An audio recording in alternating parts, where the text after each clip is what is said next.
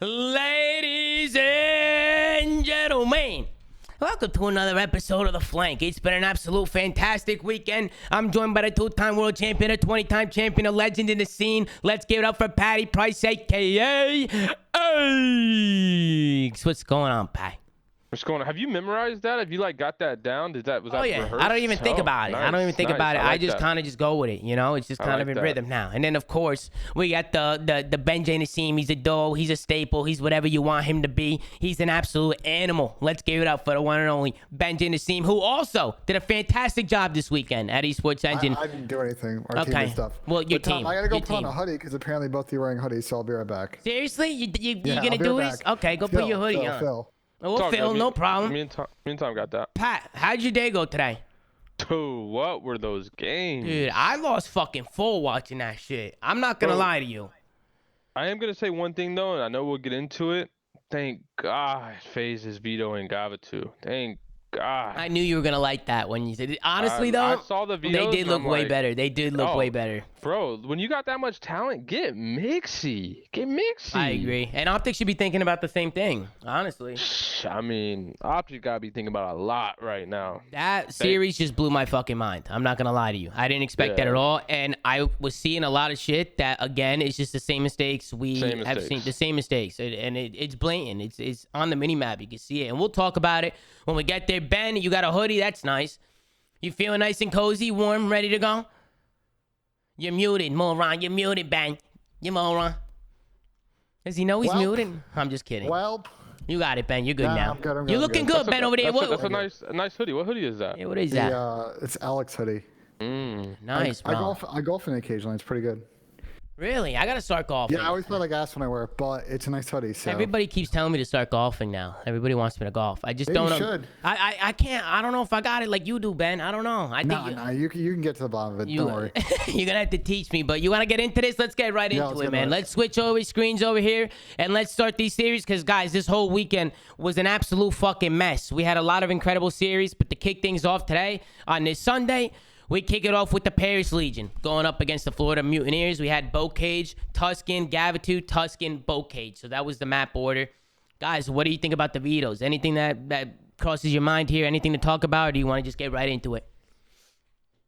I mean, Paris double banning Berlin's interesting. We'll see if that holds up. Well, I do want to say something, and this is something that I thought I had mentioned it before on one of our episodes, and it was confirmed to me today. But the control situation is just so weird. And it kind of goes into what we were talking about with FaZe and Gavatu. But anytime you lose the coin flip, because there's only 2 control maps, whoever wins that coin flip basically just picks the control map, right? Like, so it's weird because one's a sub control map and one's an AR heavy control map. So it's like, depending on the team you're playing, and if you win or lose that could be a massive change in a series, because the third mode's always the swing mode anyway. So that's a problem for sure going forward. I agree. I mean, they're flipping a coin for what the third map's going to be. It just doesn't sound like it's the best way to go about things. What do you think about that, Ben? No, I mean, it's a weird situation because, like, you know, unless we had a third control map, like in previous years, right? If you were a good team and you had a deep map pool, like if you were FaZe and Dallas did this a bunch back in the day, like you could just pick Team B and you're like, I don't care what map 1 is. I just get to determine the first S&D, and that way I'm chilling. And actually, in Modern Warfare was a good strat because you had maps like St. Petro and you wanted to pick a side on the 4th map. So like that play was good and teams pulled it off. But like now there's like legitimately zero reason if you win the coin flip to not pick Team A. Yeah. Zero reason. Yeah, I agree. But let's get into it, Ben. Let's hop into the first map. Let's talk about it. We had Bocage to start things off. And Florida, they look good today. They looked a lot better, or at least they started off better. Vivid started off. He had almost 50 this first map. Yeah. No, I think the Florida account tweeted, like, is this guy playing a pub? He was having his way. And I think he's a huge X factor for this team. You know, we always talk about Skies and Awakening and, like, if they can stay consistent. I think those are kind of, like, going to be 2 pillars of the team regardless. But Vivid being, like, just a massive explosive X factor, because when he has maps like that, this team's going to be tough to beat. Yeah. And I said that during the watch party. I said, we haven't really seen Vivid pop off like that yet. Because we know we know what he can do. I mean, we just haven't. I mean, he was definitely due for a map like that. And he almost hit 50, which I don't think we've seen yet this year. Have we seen a 50 yet? No, I don't I've think seen so. In, like scrims, like someone's gonna. No, someone's I don't gonna do it at count. some In an point. actual match, I think can't if wait. it does happen though, it'll definitely be on Bocage. Bocage, yeah, because we see people with like 80 plus to 100 interactions on this map, so it's definitely pretty crazy. But Florida, they came out strong. Skies was popping off too, which is what you want to see. Skies, some days he's on point, some days he's not. And, you know, it's for him, it's about finding that consistency that we talk about with some other players. I feel like that's going to be important with him. But what do you guys think? It spiraled out of control. I feel like midway through this game, I think it was like a P2 rotation. It's the second part of rotations where I felt like Florida started to steam away from this. They started to steamroll through this map. It was like it was really right here. I mean, it was a close first rotation. I think Florida got some initial time, and then it just sort of was the usual Bocage mix. But if I remember correctly, I think Florida kind of pushes too far up and they flip, but they somehow make this situation work. We saw that happen in the LA Thieves match too, where they push up too far and it causes a split, and people will start spamming spawns, but people got to watch out for those lines. Look where they are here right now, right? So the flip's about to happen. They're past the 50-yard line on the map, and someone on Paris gets behind them. Yeah, it's number 3. It's Donnie, and then they flip out. You're gonna get that spawn, yeah. Yep. Because especially after they get that kill. After they get that kill in Brown right here, like it's chalked. So I think that was definitely a little mishap out of Florida. So Paris was able to get in here, but they weren't able to hold on here, Ben. Florida, they were able to push through and win this map number 1. Towards the second half of this game, Florida started taking over. It got mixy, but they were always in full control. Dave Patty started a little slow, and then he kicked it up in this hill right here. He had a really good spree, and he kicked it up a little bit. So shout out to Dave Patty. I feel like this team might struggle a little bit with like an IGL, but I think Dave Patty was a really good rookie for these guys. He's super talkative. He seems super invested into everything. He's always making plays on a map. I think if he can get a little bit more consistent as well, because he's still young, I feel like Florida can be really scary. It's the whole team. This has been the story of Florida since like the end of Modern Warfare. They come on some days and they can mega shoot back and they're really challenging the top teams. Yeah. There are some days where they come on, they drop an egg, and especially at LAN last year, they didn't really find that form. And like that, like there's no doubt about the talent on this team. I mean, yes, I like Dave, and it's kind of worked out in this game because the auto is so good. So the AR heavy teams that can kind of flex a little bit, like you're valid, but at the end of the day, like the story for the team is still the same. When they go up against the big dogs in pressure situations, are they going to show up, or are we going to see a team that's going to get rolled over? Yeah. And even on Bocage, I mean, you could see it. People don't really rotate too much. They'll rotate. Somebody will take a route and somebody will hit the rotation. But hey, if there's 5-10 seconds on a hill, people are still hitting it. Which, I mean, listen, people hitting scrap is nothing new, but you see multiple. You see multiple people doing it now. Multiple people. And I feel like people are gonna like always fight themselves on like, is this early rotation even worth it, right? Like, should we not just get scrappy and mixy and hit the scrap? Because I mean, I feel like you can hit the front of a hill just as successful. And kind of split time anyway. So it was kind of, we saw that a lot in that London series. Like Trey was hitting those like what would be perceived as like a money rotation, but it really wasn't paying out for his team because like the spawns just flip so easy.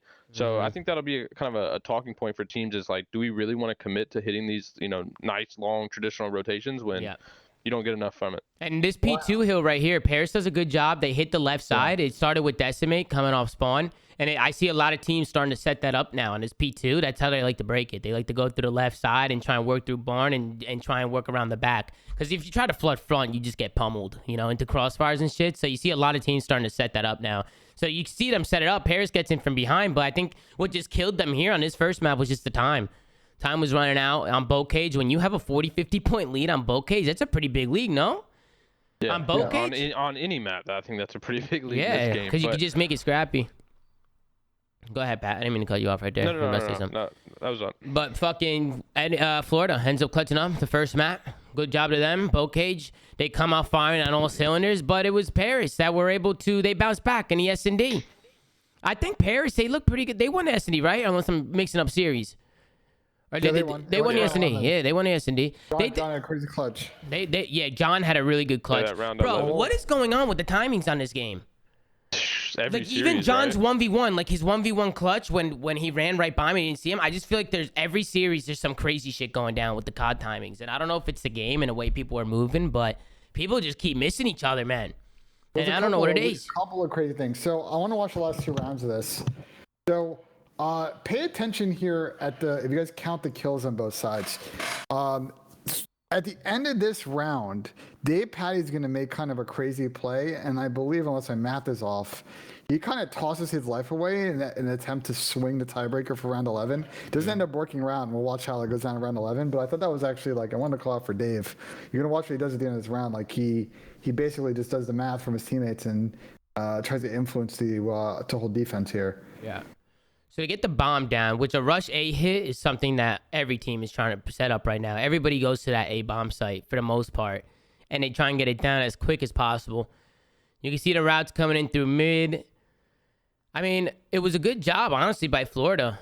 It was right. Like you're talking about Dave Patty got all the information, is what you're saying, Ben? No, watch. He's gonna push up middle so he gets killed. So they influence the tiebreaker. Like he didn't bother shooting. Oh, you're talking about the live. You're talking about the live count. You're saying. Yeah, but it ended up swinging by one. I mean, you can tell he jumped at him with his pistol out and didn't even shoot. Yeah, no, that was it. Well, that's what, when we were doing the watch party, Ben. I think Adam said that they were up 1 kill. 17. It was. I think it was 1 kill. Close. Yeah. Yeah. I don't know, and I even said the same thing when we were watching. I said, Desi, just let him kill you. Like you probably want offense, but I feel like somebody on Paris, Ben, you said this. You're like somebody on Paris needs to say something there. I think he was just in the moment, and Paris or Florida was just aware of it, right? And Desi wasn't thinking, like they were just kind of in the moment talking about probably the next round because that was obviously done at that point. Yeah, so it was a really good heads up play because when it goes to the round 11, Florida gets the offense. This might be the amount of timings that happen in this one round. Like I don't think I've ever seen this in my entire life. So they get out middle, without getting shot. Okay, it's fine. No one's really watching middle. Look at number 2, John, and all the different situations where he could have gotten shot in the back here. Ready? Yeah, I remember this. This was insane. They weren't even like, it's like they just kept running by each other. Reese. I don't know, does Reese not hear this stuff? Do players not hear mantles and stuff? Like, when you break shit, like, I don't understand how people aren't hearing this stuff. Did he have Daddy popped? Or yeah, he might have Daddy popped. Yeah.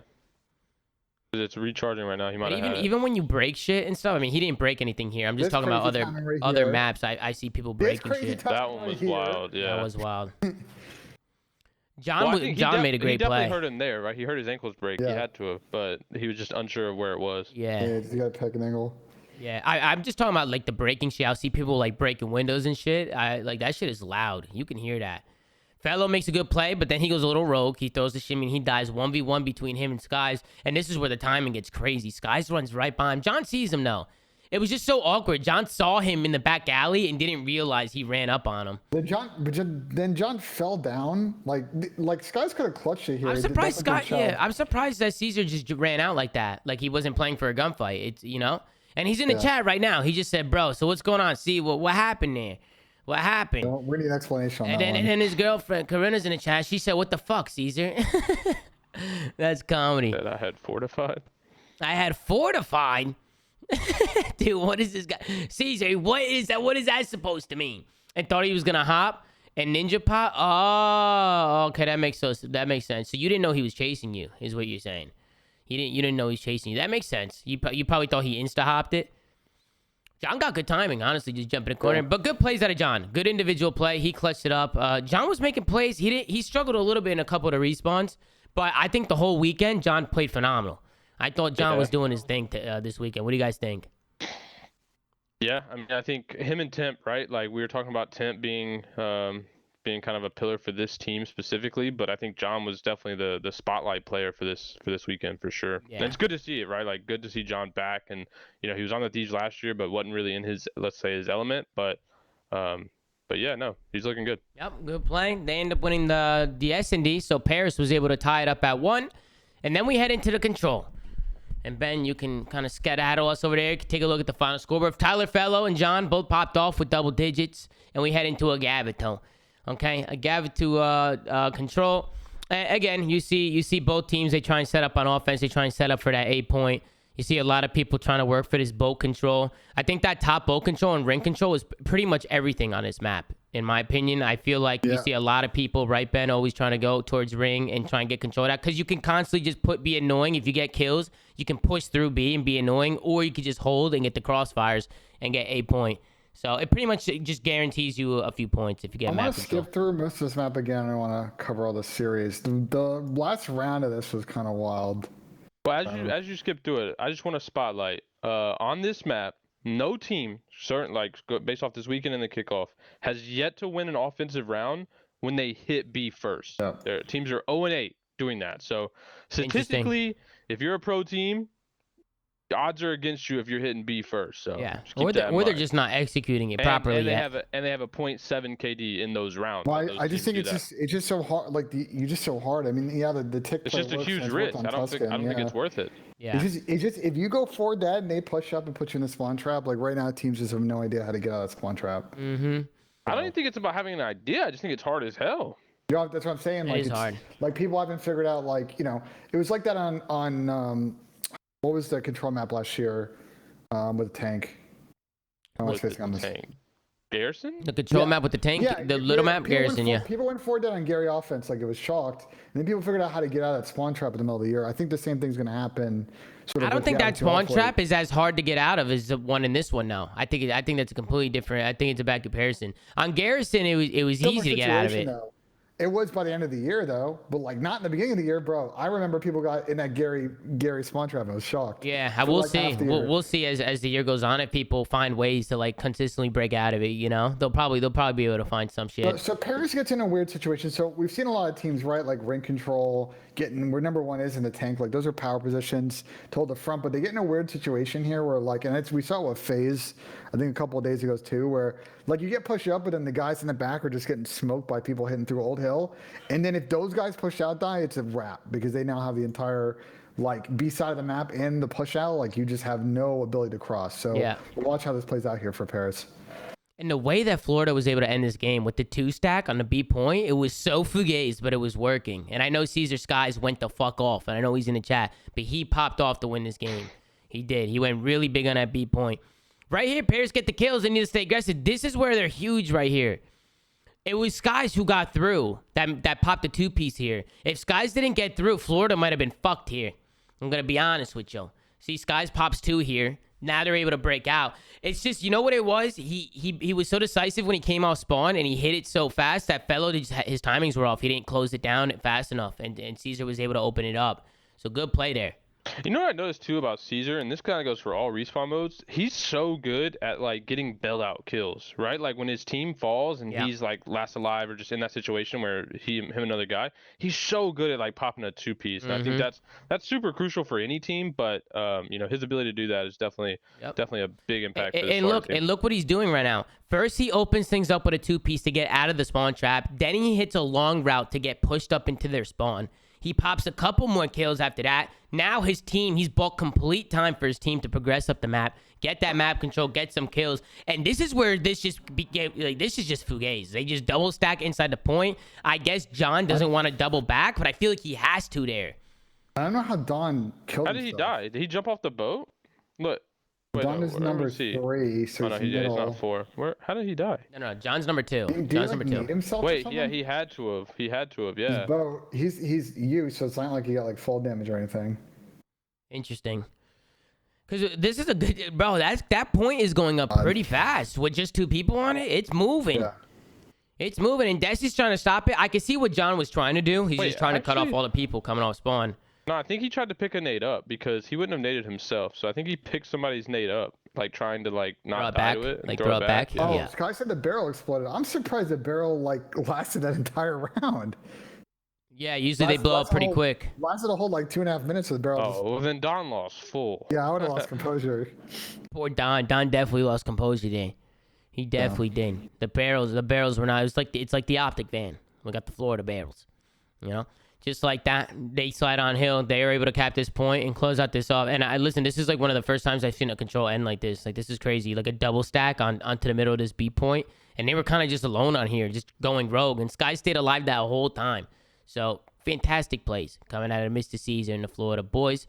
And then we go into a map number 4, which ends up being a Tuscan hardpoint. Which teams are getting really good at this map. There was a really good break on this next hill. That I really want to go over where they kind of slid across and got the bait and switches. I think it was the P3 hill. But we could go through it. We can go through it a little bit. I want to also point this out again. This is another situation for kind of got away with this, but they're all pushed up. And again, no one's kind of in the back, no kind of LOS. So like weird stuff like this is going to happen. See where John spawns in stack number 2. Take a look here.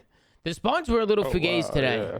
The spawns, there was like weird stuff happening with the spawns all day today. There was a moment in Yeah, that hard point with Optic in pushed up here. Minnesota. There was a really weird spawn situation as well. They go 3 dead. It just doesn't make it It's just. a little bit of an odd one. Yeah. I just think it's because the new hill pops. You know what I'm saying? And nobody from Florida. I don't think that's that weird. I mean, the new hill pops and nobody from Florida is even it's been in like back that in a there. lot of it's been like that in a lot of CODs. Like you don't even have to cross 50 there. Like if you're not in the back, it's pretty sticky, especially when the hill pops. Yeah, there's just nobody blocking the spawn or nobody That holding. being said, though, John didn't really do much back here. They didn't really win any crucial gunfights, and Florida's able to get most of this time. Yeah. And then this is like the worst situation, right? 25 left. Like you're spawning in the back. Well, hold like, on. Can you back get it up real rotation quick? next. Florida Can you back mopped up to them when on this John got map. that spawn? Is there a reason that no one else spawned there with him? Because it's not like Florida got to the back and got control. Well, you went way too far back, didn't you? No, they spawned P5. Here, watch. 1, 2, 3 dead. Last one's on top. I don't think that spawn's that weird, honestly. No, but look, John gets it and then no one else does. Is what I'm saying. Yeah. Like it's a lot. why would Yeah, John that's get it weird. And not That is his weird. Whole squad? Yeah, Like, that's true. like, That is true. It's not like any of the Florida players backed up at any point. Yeah. It's a little weird. Definitely Which a just little shows that the spawns are kind of randomized. Like it just Kinda, yeah. It's just it's one just- player it got just it. doesn't make sense. It doesn't make any sense. But he starts shooting. They pop off. Florida gets most of his time. Florida smoked him on his map. Florida went rogue. I felt like Florida was doing such a good job just locking down so much time. Like it's hard to lock down time in this game. So you could tell that they're cracking down on their setups and they're working with each other a lot more. Especially when on one of these fountain breaks. When we go back to one of these fountain breaks, Paris had control. And I think it was somebody from Florida. They just slid across. The way they broke it was insane. It might have been on the second rotation. I think the second rotation. Paris sets up. They get some decent church time, if I remember correctly. No, it looks like Florida was blowing them out. It was There's 100 point after Florida was smoking them And bad. To my knowledge, too. Go and back obviously to the awakening spree. Show it on stream. That was so fucking far. Well, Go let's back watch here. We can do the listening while he does a spree if you want. Yeah, we could do the listening. This spree that awakening went on here, ladies and gentlemen. This is how you play this map toss game when you push out these cuts. This guy. He does it flawlessly. First of all, he's spinning in circles. I mean, he's popping kill after kill. But let's go on board with the listening. Focus on the comms and look at what Big Wake is doing over here. Guy's an animal. One got it here, yeah. Oh, fuck my bad. I Plays his life. keep pausing. No, bottom up. I hear you. I have mid pinch. I got you. Bottom up. JT, watch out. Fight him. Right corner on the stairs. Bottom stairs. Right corner. Yeah, right there. He's pinching. Pick it up. Right here. Go back on our side. I sent this time. I got it now. I'm closing the door. Yo, they're door right now. They're door weak. I'm waiting. Both one shot. One's in the door, one's on the stairs. Yeah, two bottom stairs. I'm gonna pressure this again. Mid-tap, he's going... I'm songing you. Yeah, got me. I got this, son. I'm songing you. That's the only guy in there. Nice. One shot. Stun him. You went their side. I'm going to fight you, and I'm not streak. Yeah, okay. I'm watching over your mid right now. I'm gonna play flyer side then for a streak. I'm gonna streak down. No, stay up. I am. Oh, it's going well. It's going well. Alright, here, you have a mid. Hold on. I can streak. Mid, Donnie dead. We don't have to. I have already mid. Mid, alley, John, go. Find their side. I have all your mid. I'll be two. I need him their side as well. I'm looking at mid. To their side. I'm throwing a nade for you. No, mid, flooded at me. Mid, Donnie, late. You went mid truck to you. Nice, hold mid. B2. I'm nading him. B2. There's 2B2. You stop the map. Absolutely nice. Good shit, guys. Can you heal? Hold my mid. I got it. Up. You go. All right, we'll lower it there. But good fucking plays, bro. Good plays coming from all around here. Sorry for the Ben. I might have leaked the link, by the way. So we might need to. I forgot about that. Everybody spamming leak in the chat. They can't see the full. They changed it so you can't really see the full. Oh really? film. Oh, thank Yeah. God. That's lit. Because it was annoying. You know what was good about that listening is that sounded like a team that was just constantly winning trades, right? It was never like they were always man down. It was like they always had somebody that ended up getting like the last kill in the trades, and they're just like eventually good shit, you know? Like they didn't have to formulate setting something up, so they were just always kind of in rhythm. So Rewind that that, was a Ben. good time for listening. Pat, look at this break over here. Look at how it looks. Guy slides across because this heady's godlike. And then he drags his aim to Dave Patty, then he comes back and chows, and they get him out of the heady, and then they break it, and they make it crazy. That would like that shit like that, right there, how they wait for each other. One guy slides across, another guy chows, and they work that shit together. That's what other teams need to start doing. And we'll get to that when we go on to these later series. But that's like the most important thing. And Florida, you guys need to keep doing that shit more because that's how you guys consistently break hills. No, don't tell them, okay, my bad, Caesar. I don't want to teach or anything, but it is common sense, okay? This is shit that's been in COD for years. Just waiting for each other, baiting and switching. That was a really good play, especially on a hill like this. We saw Dante from Seattle sitting on that back head glitch against New York, just mowing them down because they were just all solo challenge. And New York wasn't doing anything about it. So use your tags, use your numbers. Good play out of Florida Mutineers for that break right there. And this is pretty much all over when it started, bro. I mean, it's 230 to 90. I remember Paris was getting into some hills every once in a while, snagging time. But for the most part, Florida does a good job staying ahead of the game. And they were just in control. They were in control. Basically. They were in control. I think big picture for this series, if you're Paris, really kind of tough 0-2 weekend. Like in another world, I think they would have finished 1-1. Clutch it up against FaZe, lost this one, you've been like, okay. And for Florida, look, they've been super up and down so far this year, but the end of this weekend taking care of business, looking good in that last map at Hardpoint. But, you know, I think for them, it's going to be less the weekend to weekend thing and more about Major One. And then, like, when they show up to LAN, kind of performing and going big in those series rather than just sort of off online weeks. Yep. And for Florida, I mean, you saw them tweet. They were like, "We can shoot back today." So I think, you know, after they got those little those first day hurdles for the online stuff and kind of the ping issues settled, they were looking to come out hot today and kind of go off on this. Like, listen, I got it, guys. Like, you know, geography and a bunch of things, and there are going to be matchups where 20 or 30 ping is going to happen. It's obviously not ideal, but like, you know, some of these series are not getting lost because of the internet. That's all I'm going to say. No, but it is a factor, and I think, and it's just it's known, right? It's gonna be a factor with anything that's online ever. Yeah. It's just always gonna be a factor when teams are spread out across the U.S. So I think players are in their right to be kind of upset when things are seemingly unfair, but I think the CDL does do a decent job of making it as fair as possible for the circumstances. Yeah. Agreed. But then we get into the next series. We got Atlanta FaZe going up against the Los Angeles Thieves. Tom, this series was over when I saw the vetoes. Go back to the vetoes. I got you the timestamp. Go back to the vetoes. He's got you the timestamp. The timestamp there. There you go. I know. It was done. We're just busting your balls. Listen, so obviously we know the coin toss. Right, yeah. So we know FaZe won the coin toss, right? So when I saw the veto, it was over. Look at it. Yeah. Hardpoint, I mean, it just fits them. Control, Gavitu, both gone. So maps are perfect for them. Yeah. And for some reason, I'm kind of surprised that Thieves wouldn't play Berlin. That might be one of their worst maps, but I think Tuscan and Bocage is probably FaZe's best hardpoint maps to play. Yeah. But yeah, I mean, I saw this and I was like, 3-1 at worst. I mean, you've been talking about that. How the last few times you've seen some of these teams play, you feel like they're not playing the maps that fit them the most. So I definitely think this map's that fit FaZe. But it didn't matter. We'll get into it. It didn't matter first map. Yeah, I was about to say we'll get into it, but FaZe hard trolled this, and we got to break down this last hill. Yeah, the last hill they definitely trolled. Oh no, good old FaZe troll. And I love Alec, but I think he got world starred a little bit. Not that it was all entirely his fault, but we'll get into it. Yeah, well, I know what you're talking about. You're talking about the last P1 hill they were on when Envoy made a pinch and made the play. I mean, listen, it was very back and forth. No bullshit, chat. If you watch back this map, LA Thieves held a hill, FaZe held the next one. LA Thieves held the next one, FaZe held the next. It was going back and forth. They kept hitting their rotations, and it was really tight the whole way through. I know exactly what you guys are talking about. We could break it down. I'm down to break down that final play and see what went wrong. Alec definitely, I think, just lost the fight. He lost the fight, but I also didn't like the Abizi wide chow. I didn't like that he was wide chowing you. Because I felt like he just kind of singled himself out, and then they kind of collapsed on him. Which and fight then happened first? Do you remember? Was it the Arcee's fight that happened first, and then the Abizi one? Or I was think it both? happened like quickly, like both almost at the same time. So they both kind of fucked up. Not more so one was reactionary. I just feel like Abizi needs to sit back and play behind corners. So right here it gets mixy, right? Because FaZe can win it here. Like these could win it here. So of course, what are we gonna see from P5? It's nothing but scrap. Both teams spawn really close to this hill, so it's just nonstop collapses.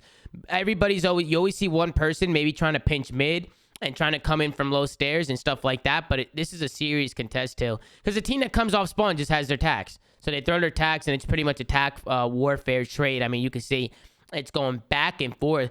And then we hop over. First simp goes massive on a rotation, by the way. Whoa. Yeah, no, and he was playing, and he was playing. What happened? Bad. Did somebody grab the link? Yeah. Somebody Well, leaked the link. you're a weirdo whoever did that, but Simp was playing pretty bad for that whole first map. Like, and then I think you're right. He went huge on rotation at the end. Yeah. And started. We'll to break pick it up. down. We'll break it but down. yeah, he was having a poor map. And we knew that wasn't gonna happen the whole time. Check your DMs. Back to you. Go ahead. Which is crazy because he usually doesn't have poor maps like that. You know? Yeah, I know. It's not. It's unlike him. Kind of you knew. Also, by the way, Alec tweeted me and you, Tommy. And I guess when it happened at 6:30, I guess whenever that occurred, he put in the DM. He was like, "I got joked into the first map." He said that. Yeah, to somebody before. So interesting. Okay, we're gonna take a look at it. No, we're good. I got it. I just gotta make sure I switch scenes every time I have to put the volume up. But let's take a look. So let it run, Ben. Let it run. You can see. Run back to where Sim pops it to. So let's look all spawn. There's about 15-20 seconds left to go. Number 4 is gonna be Simp on a mini map. He's immediately gonna book it to that next hill. He's gonna pop 1. Good play out of him. He's gonna double back and pop 2. So it was a 2v1 on rotation. He's able to find 2. So good plays out of him. Now FaZe is set up here. Okay, this should be a FaZe dub. Yeah, ideal. So this is what happened. Look at a BZU. You see how a BZ's U and he's kind of like wide shimmying this?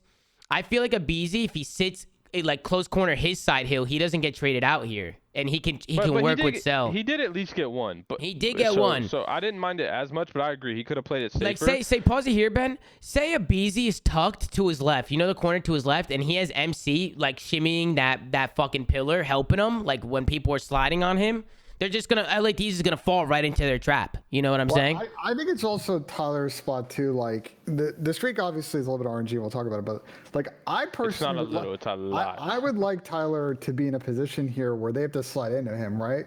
Because if he's playing the opposite corner, theoretically, number 1 and him have a crossfire from 2 different angles. So it's like you can't snap and kill both. You're gonna get the trade at least. You're running into a blender. So like. They just kind of created the situation. Yeah, they could have won the ones, but like they didn't put themselves in the most optimal setup possible. Also, if Alec had gotten that pinch kill, I think this was. It was over because Alec would have just went over tree heady and held it down. Yeah, it would have been perfect. I think the Alec play was the most pivotal. I think if he wins that, it's over. But I don't necessarily mind the Abizi play. I mean, he got one, and then they ended up Cell traded the kill on flank, and then that streak happened. Like if Simp doesn't die there, I think Simp probably ends up trading Abizi's deaths. It's a good win out of it. You got to give Envoy credit. It's a good win.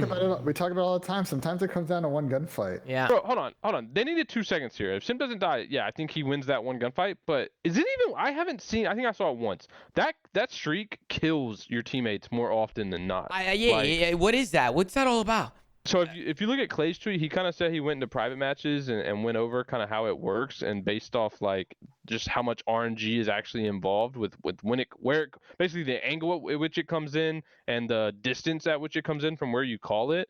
But yeah, he thinks it's basically fully RNG. So I don't know. I don't necessarily think it's worth it in hardpoint. I think it's one of those streaks that you can use in S&D or maybe even control when you think like, oh hey, we can stay inside and play around it, but like. In those moments when it's like down to the wire, crucial, every gunfight matters. I just don't think those streaks worth it. I want to pivot just one more second. Another issue with this map too, and like I think you were going to talk about it. Pat is once again in this map, and I can go back to the beginning because I think I skipped kind of a little. I go back. Thieves got out to a huge lead on this map. Like once again for FaZe and back to back. You see the stats from the previous match where they were down. What was it? 42-0, like they had another bad start again on this map. They were down, I think, essentially 50-0. They salvaged it though. I think a lot of it was on Simp though. I mean, he was having a poor first rotation. Like, I mean, I don't see him play like that all the time. I feel like it's not one player when you have zero. No. It's not gonna all come down to that. But if your superstar player basically isn't getting any kills at all, you're playing essentially 3v4. Like, and you're going up against LA Thieves. Like those guys are obviously nasty. But for him to start that slow on this team, I think that's when you're gonna see that kind of residual effect happen. But yeah, and then we get into the S&D, which I want to. Go ahead, Ben. Go ahead. Or go ahead, Pat. Okay, because go ahead. You can go. Okay, because this is like a CDL thing. And I don't care whether it changes the game or whatnot. But this aim assist shit, something's got to happen because I don't think Sledgehammer's gonna fix it. And it's gotten to the point where even the casters on broadcast are like, all right, well, we see Cell gravity here force or whatever they're saying. doing the aim assist thing to see if he can see people through walls. Look, it's a problem. It's not all Cell. I think every team is doing it. I'm not, spotlighting any specific player. It's a league-wide thing. But I think the discussion needs to start where the CDL needs to step in and like start reprimanding this situation, because it looks terrible on broadcast when you sit here having players just scan walls with their reticle looking for aim assists. But like, the thing is, Pat, it's gonna happen on accident. But when people are doing it intentionally off the beginning of rounds, like scanning every round, basically a player goes to a spot, scans through the wall, and hopes to see aim assists or not. That's a problem. That shit. Well, do you want to GA it? What's your solution? How do you enforce a gentleman's agreement for that? Yeah, it's like impossible. What do you mean? You basically say don't fucking intentionally go and just scan a wall. Listen, I played for 12 years. But Pat, what if somebody what if somebody accidentally, in quotes, does it? You know what I'm saying? How do you accidentally scan a wall? No. You don't need to scan it with your trigger. People will just know spots where you could just get the aim assist. Here's my point, Tom, and you know this. When you have an AR and you're pre-aiming a lane, you don't fucking go left and right. You focus on what you're looking at. Yeah, and use your there's definitely a boundary, right? There's a boundary that certain players are crossing right now, where it's like it should definitely be talked about whether or not that should be allowed or not. I think it's clear when it's intentional and when it's an accidental thing. I think it's very Pat, clear. Do you think that if there is a GA, because we were talking about this on my stream before, and I was going crazy, the chat was going crazy, we were going back and forth for a while. Do you think if we do GA it, we're going to have some problems with it, where people are doing it, or I don't think it should be a GA thing. I think it should be kind of like you look back realistically, at BO3. they need to fix the game so that doesn't happen. That's realistically, that's the main problem. But the other thing is, like, when you look back at BO3 when Clay had those unintended lines of sight, I think it needs to be something along the lines of that. Like, you're basically wall hacking when you're doing that. It's obviously shouldn't be in the game, but I think it needs to be held to that type of severity where, hey, if we deem as the league that this is intentional, we're going to fucking forfeit you. Because it looks terrible on broadcast. It looks terrible, but it's an actual But you got to be careful with the wall hacking thing, because people are gonna start calling out players for cheating. But I don't think that's basically what it is. It's cheating by the parameters of what the game is broken with. Yeah, but it's not against. You can't call it cheating now. You can't call it cheating right now because first off, you can't do that. We'll get back to this clip from Sim in a second, but I think first off, would love to know kind of from the dev side, is there a way to make some tweaks here? I know there's a lot of spots on this map where you can do it. Is there any way to reduce the number of spots? I think it's a big issue. It deals with glitching on every map and every object. Well, it's definitely an issue. Before we talk about but I'm saying it's a huge work to fix. It appears to be a lot of work to fix that. So you think any player who's doing it right now is cheating? Straight up, you think they're cheating? I think it's exploiting the game. To me, if they're not actually, has it been talked about? Have they talked about that? No, I have no idea. To me, they talked about the smokes. Like snaking, whatever. The smoke shit is annoying, but to me, that's not on this level. This wall hacking or aim assist through wall shit and actually knowing if a player is behind something that you otherwise would not fucking know. I think it's a big fucking problem. I think the pros are gonna have to talk about it, man. They're gonna have to sit like they did with the smokes. I don't think they'll all agree. This isn't. That's why I was saying. I think this is a CDL step in. I know. I really hate talking about this shit because I hate throwing the words out of cheating and exploiting this and that when the game is fucking broken. I just hate doing it. But I understand the argument. I get it. It's definitely cheesy and it looks whack as fuck to watch. I just hate when I see people saying, "Oh, this guy's cheating. He's cheating. It's not allowed." It's all of them. Every player on every team is doing it, but that, if that's intentional or not. There's not a question about it. Well, MC swiping around like that, of course. Yeah, it, and I'm saying that's what needs to be to the point where that shit isn't allowed. If you want to hold a lane and you accidentally or you get auto aim through a wall, whatever. But if you're fucking intentionally swiping left and right and trying to basically say, yo, they're not A, they're not B, they're not fucking mid, that's a fucking problem. I think we should move on from this conversation. Wait, no, we're good though. We're good. I was just gonna say. What else is there to say here though? That's what I'm I wanted to ask him a question. I want to because Pat, you're working in game developing right now, right? How hard do you think it is to fix something like that? Is it really difficult? I think it's a huge workload to fix it because it deals with every map individually. I think it's a lot to work on to fix it, probably, in my opinion. But I don't know that specifically. You know why I worry about the fix, Pat, is because you get aim assist through walls in every COD. But not as much as this one. You get names and shit in this one. This one's bad. But I'm not comparing this to other pods at all. I'm just saying. Every object on every map though that basically doesn't exist. Like you're getting assist through all of them. Like that's the problem. Don't you see names in this fucking game too? Don't you see people's names sometimes through the walls? You legit see the red. I remember it was on Bocage. There was an S&D star. He posted a clip like a week and a half ago. He was sitting top brown or top grandma, and he saw the guy under the map running through tunnel going to B bomb. Or whatever bombs down low by those stairs on Bocage. He ran through tunnel and saw his name through the floor. Well, those bugs have existed. I mean, Gunrunner had a lot of spots like that, and that was a big thing in the finals. Didn't Dallas use a spot in the grand finals in the middle of the map where you can see through walls? Yeah, I don't know. Yeah, I mean, to that point, I would love to know more on like how to fix or reduce the number of these spots, like what spots are not fixable. Like, I think there's just a longer conversation to have between all parties involved because we want to see the fairest game possible. Want to see how they can fix some of this, and if they can't fix it, like what are the mitigation steps? I think everything should be on the table. But regardless of all that shit, let's get back into the map because now I wanted to say.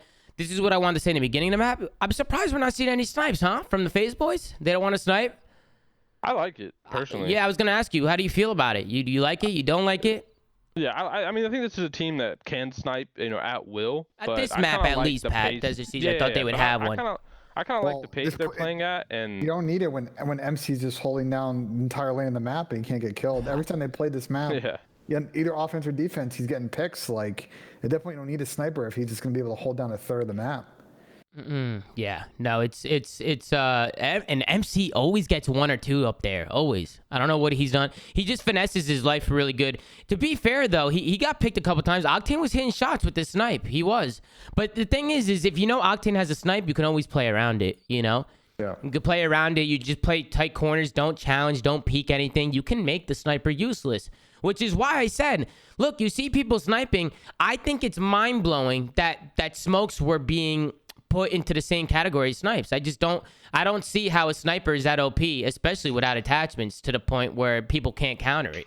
People are definitely countering it, and FaZe showed it today. Octane was getting picks with it though, but he's also really talented with the sniper, and he was hitting good shots. This is almost a massive, well, not massive toss, but FaZe definitely probably could have played this 4v2 probably a little bit cleaner. Also, as we watch this, I want to give a lot of credit to Sam. I think even in this series, I know he ended up kind of negative few kills. I really like what I've seen from Sam so far this season. Me too. And watching him on the minimap and kind of the teamwork, like, I think he's definitely in a better mindset and a better team situation. Obviously, Thieves didn't come out with the win in the series, but I really like what I'm seeing him from season, and I really think that Thieves at some point can be a real contender here to win the event.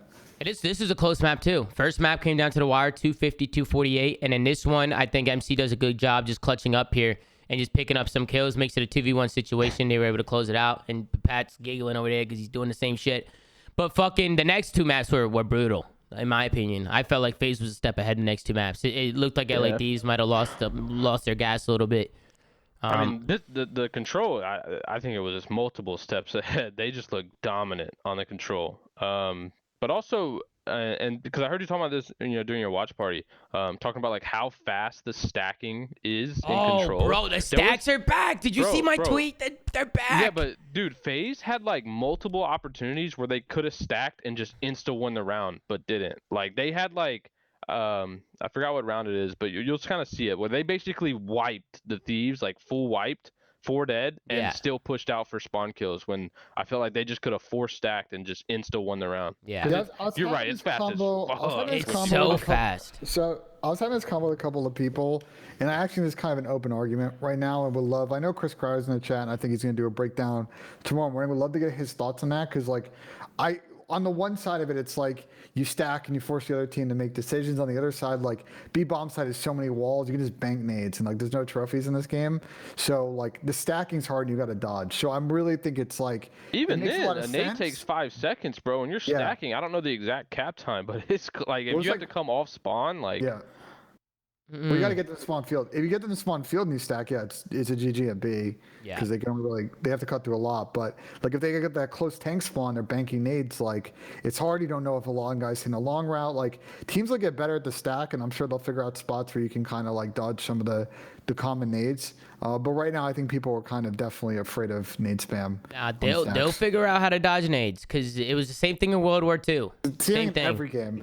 Yeah, Every game. They'll figure it out. The stacks will become, because we were talking about it on the first few shows of the flank. We're like, it's interesting that teams aren't really stacking points. Like people are really just trying to. You'll have one guy play a point, stop the time, and then everybody else is just trying to get those kills down. It's almost like they're playing TDM, just trying to pick up kills and trying to drain the lives down. So it's interesting that we saw some stacks come in today. It was cool to see, honestly, because you just see the teamwork and how easy it was, how fast it goes up. There's only 2 people on it right now, and look how fast it's going up. You know, so you're going to see that a lot more. People are going to be coordinating the fuck out of that. FaZe does a really good job of always making use of their kills. Every time they get kills, they're in the base. I think it was Simp who went on a crazy spree to get this B point. He got some kills, got pushed up into their base, and they couldn't contain him. They couldn't kill him. See Pred doing it. You see a lot of people doing it. Go ahead, Ben. They got 2-2 split on this map, and they got 2 ticks on B. And at that point, like, you know, you just got to get one wave of kills. And he hit a long route. Dude, Simp hit the long route. He hit the left. It was a really good play. A really good play. He found a gap in the map. Where did he spawn? He spawned out. He was the last one off spawn. He spawned middle, and he went straight left, yeah. He filled in the gap. He had teammates right, a guy jumping top church. He filled in the gap below church and kept going and just pinched the spawn out. It was a really good play. A really good heads-up play. As long as somebody takes the time to do something like that, you're being a nuisance. And he just popped 2 back there, too. It's just chalked at this point. You get the field spawns over. Yeah, this is chalked here. And then they go back on a defense after this, and it's a wrap. I mean, these offenses are not easy to win. So when you have teams taking offenses like this, it's looking scary. Until this is a big control win from FaZe. Like they looked really poor in this game mode to the 2 series that we had played. Well, they played Gavitu both times, twice. right? Yeah. So that to me that means they lost. And Chris could let me know if this is right. But to me that means they lost the coin flip twice, right? So that's kind of a crazy thing to think about. That if they're losing 2 coin flips and like having to play that, like because right now it looks like they're probably worst map in general. If Chris is here, he'd probably say we also need to get better at Gavitu. Right, absolutely. But that's something you do in practice. Yeah. You're not gonna play those maps in actual games, especially in the beginning of the year when everyone's so good. You want to make sure you're in the best spot for the major. But absolutely got to focus on it in practice, but should avoid it at all costs in some of these games. Good job by FaZe too for closing it out. They go up 3-0. Then we go into the. Tom, I mean, man, you're really just not going to want to play this FaZe team on Bocage this year. I think that's going to be. Well, I mean, no. If you're LA Thieves, maybe, but there's definitely teams that can play Bocage. Wait, hold on. Why is Thieves banning Berlin over this map? They might be confident on it. I mean, I don't think that's just. Dude, that's you just think nuts to me. Do what? Just based off their playstyles and stuff? Well, playing FaZe, like I don't think it's nuts in general for that Thieves team, but playing FaZe on this map and they just look like the best team on this map, period, so far. That's just wild to me. Yeah. Not banning that instantly because they banned Berlin instead, which I don't know. That was a little weird. Yeah. So I feel like Thieves would be a good Berlin team, especially against FaZe, who hasn't really played it that much. So. No, I agree. I wonder what their thought process was there when they were doing the vetoes and figuring out which maps they wanted to play. Because FaZe was I feel like on this map, they're just so decisive. They're so fast. They just always put that gas pedal down. And then they're talented. So they win so many individual fights. It's just hard to contain them. It's mixy. I'm sure I think they're the best mixy team in the game. And they're playing the mixiest map. Like role-wise, player-wise, skill-wise, there's not a point on this map that they're gonna have a weakness because it's just nonstop gunfights. You got 4 players, and even Alec, who like even with a sub in their hands, like they're gonna hit the crazy routes, right? They're not gonna be kind of just like indecisive, and so this map kind of definitely feeds into that. And look, this was the 4-hit left side. You see LA Thieves how they're trying to break this hill here. Yeah, they're just 4-hitting left. You'll see it on the P2 break, and you'll see it here on the P4 break. People like to hit this left, and it worked for them a little bit. They were able to pick up some kills and make it scrappy, but again, FaZe just does a good job just making it mixy. Let me actually eventually get the break. They do. The LA Thieves gets the break. They get some time, but FaZe comes back and makes it mixy. I mean, 5 seconds later, FaZe is back. That's what I'm saying. Look how fast you're right back. They're right back. That's what I'm saying. It's crazy. And then they spawn in the back. And then at this point, they finally lock down 20 seconds, Pat, but there's already a new hill being popped. So FaZe is at the next one, So It's tough to watch sometimes. I'm not gonna lie. Bocage is definitely really fast, and there's a lot of trades, and sometimes the spawns are they're flipping all over the place, and people all over the map. So, I don't know what the best thing is to fix it, but it does lead to some exciting moments and some exciting maps. I think FaZe had full confidence and momentum riding through the last two maps that they were just feeling good here. As we watch the rest of this, let's talk next steps for both teams. FaZe is going to play one match next week. They play on Saturday against the Boston Breach, so that one will be interesting. I think for Thieves, they play Saturday and Sunday. They have a match against Florida first and then New York. So I think doable for Thieves. I don't think they look too bad in this series. Ken had an off day. It'll happen. But I really like what I've seen from the Thieves team so far. They seem very competitive. I know their record against FaZe is not particularly great historically, but I like their chances next weekend to get back in the swing of things and be one of those teams going to get a top seed going into Major 1. That's kind of my thinking. These, I'm not worried about it all once it gets to LAN. I just want them to be able to secure that winner bracket matchup because they are, one of the very few teams playing from the West Coast. And Ben, I know we mentioned it before. That's going to be hard to balance, no matter what. FaZe is obviously in Atlanta, so you're playing on a central server, which is going to benefit Atlanta. Really tricky. Yeah, for them. But like you said, they're playing Texas-based teams next week, so it's going to be a much fairer server for them. Well, they're playing Boston. Boston's playing Boston. Boston. Forgot Boston's not in Texas. Yeah. So that one's going to be that one will at least like be Chicago or Ohio equal server. though. Yeah, that'll be kind of equal for both of them. But yeah. To me, I'm not worried about the Thieves teams once they get to LAN. And yeah, I think Kenny underperformed. He's a lot better than how he played today. So I think it was an off day for them. But if anything, for them, next steps, I just think they shouldn't be playing Bocage. So I hope they kind of transition away from that map. It's going to be tough, though, Pat, to just stay away from certain maps, if you're playing a team that's say you're playing a team that's really good on Berlin, right? You don't want to shy away from Bocage because it can fuck you over. Let me restate. If they're playing teams like Optic and FaZe, like teams that are just mostly SMG dominant duos, avoid this map. Yeah. Like it's common sense. Yeah. No, I agree. I agree. But FaZe look good, so. Look at Sims throwing up the threes. Yeah. There was a little beef going into it. By the way, to him. Happy birthday to Simp, of course. Happy birthday. Jericho was in here. His lovely girlfriend. She was gifting subs early today, so shout out to them. And shout out to the FaZe Boys for a good win. And LA Thieves will bounce back. They'll bounce back for sure. They're a good team. It was a good series, but we go on to the next one, which I'm not gonna lie to you guys, man. This one fucking blew my fucking mind. I don't know what to think about this series. I was so happy veto-wise for Optic. I was like, this map set suits Optic so well, but it did. But before the series, and I said this yesterday on the flank, I called it 3-2 Minnesota. I called it.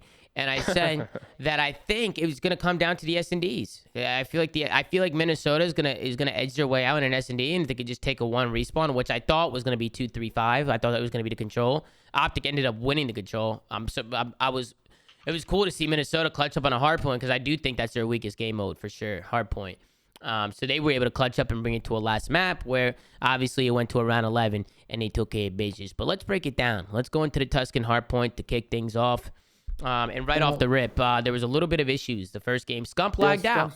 Scump's game crash, I think, was the issue. Well, that sucks. I was happy to see Optic win because Optic had a good start, and then his game crashed, and I said, oh, shit, here we fucking go. The rule is like you never win the replay, right? Yeah, I was like, here we go. They're going to play the replay. They're going to lose, and nobody's going to take the series seriously anymore. And I just not that that's false. I agree. Like, it's fugazi when there's restarts and stuff. I just hate going through it. It kills the vibe when you're so into the game and somebody crashes. Especially because Scump was like 7-3 or like 6. He was like frying when he crashed. So I was like, damn it, dude, the game's popping off and the game crashed.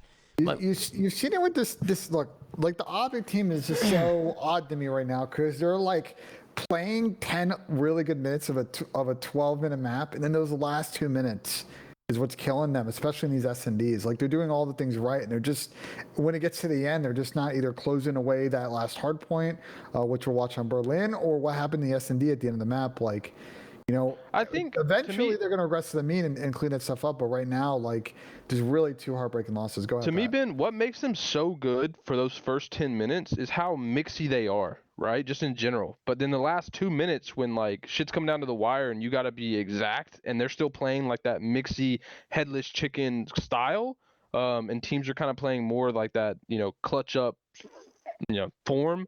I think that's what's biting them in the ass because they just look lost in the last 2 minutes. Like they just kind of play so panic and frantic. That's kind of what You're talking about this map, Tuscan? No, just in general. In general, okay. It's really the Berlins were. Berlin was bad. The end of the Berlin was really bad, and we have to watch it. Horrible. It was so bad. It was so much single pushing, so much individual play, and I don't want to sound like a broken record here. I'm telling you that was the main problem I was seeing with them, and that's why when we were doing the tier list, I was like, I don't know. I want to see these guys put it together. I think they're gonna get it though. I really do. Yeah. They're way too smart at players to not figure these little things out. I just think sometimes was frying today, he was frying and he didn't look good. I just feel like he did make some questionable plays though. One with the bomb on Berlin when he ran out with the bomb, I was mind blown. But he shit on the guy. One thing I want to flag, Tom, and shout out Easy Mac for this is Dash. You went 4 and 15 S&Ds today. Like, so I think they have an open question. Should he be running a sniper? That's what it is. No, that's what it is, yeah. Bro. I think with that whole debate about snipers and smokes and whether snipers are going to be allowed, I feel like there's a few teams who are putting too much emphasis on thinking they need to snipe. I think Dashy is super talented with a sniper, but if it's not working, bro, you got to put it the fuck away. Yeah. Like, period. Yeah. Just hey, no sniper, let's 4-hit whatever the fuck you want to hit, and just make that happen. Like, you don't got to sit there and hold a fucking snipe the whole round and be last alive and then not clutch it and go 4 and 15. Like, it's just give it up. Well, I mean, I just feel like people know how talented he is with the snipe. I mean, they're just not going to give him anything, you know? If they know, especially if they know, like, good teams are just not going to give him anything. He is talented with an auto. We talked about this on the last show. It's like sniping on Berlin, I think, is like, I don't think that map, until people learn how to like play for really crazy aggressive picks of the snipe. Like right now, to me, it's offense. Snipe crosses and no one's really giving you anything. It's like, I think especially on offense, it slows you down. You can't really. It's offense. When you have Ant playing at the pace he's playing, getting the bloods he's getting, like, you need to have pace behind that. And yeah, I think him sniping on offense is just not ideal for this team. I agree, definitely. You think there might be a pacing issue at all? You know, between the players.